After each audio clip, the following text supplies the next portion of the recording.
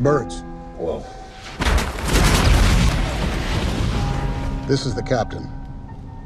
Brace for impact.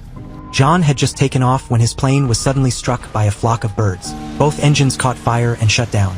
The aircraft instantly lost all thrust. John didn't have time to assess the damage. He only felt the plane rapidly losing power. He knew that every move he made next would determine the fate of all 155 people on board. He tried to restart the engines several times. Each attempt failed. Then, the cabin lost power and went completely dark. Without hesitation, John activated the auxiliary power unit. The cabin regained partial electricity. The flight attendants calmed the passengers, most of whom thought it was just turbulence. No one knew the cockpit was in a battle with death. John called the control tower to request an emergency return. The tower immediately cleared the runways for Flight 1549. But John knew, at their current altitude and speed, turning back was impossible. This is the captain. Brace for impact. What? Brace! Brace! Brace! Heads down! Stay down!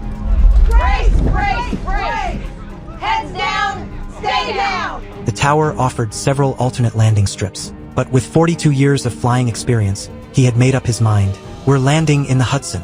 Right after those words, the tower lost contact. The plane was just 7 miles from the airport, yet it felt impossibly far away. The tower kept calling, but there was no reply. When he said the Hudson, I didn't believe it. This isn't happening. People don't survive water landings, Henry. The plane continued descending, gliding straight toward the freezing Hudson River. John stayed calm. His co-pilot, Mike, assisted with every move.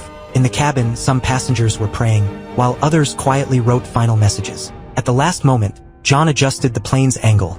30. 20.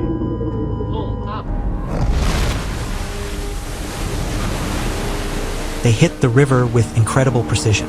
No breakup, no tilt, no explosion. The plane slid across the water and came to a perfect stop in the middle of the river. But the danger wasn't over. John rushed to the cabin and ordered everyone to put on life vests. Water had begun to pour in. The plane could sink at any moment. Mike was still in shock.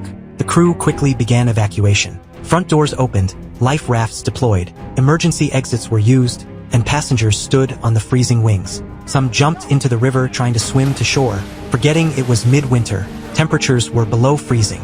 John maintained order while handing out blankets to children, doing all he could to raise their chance of survival. Luckily, a nearby patrol boat spotted them. Rescue boats rushed to the scene.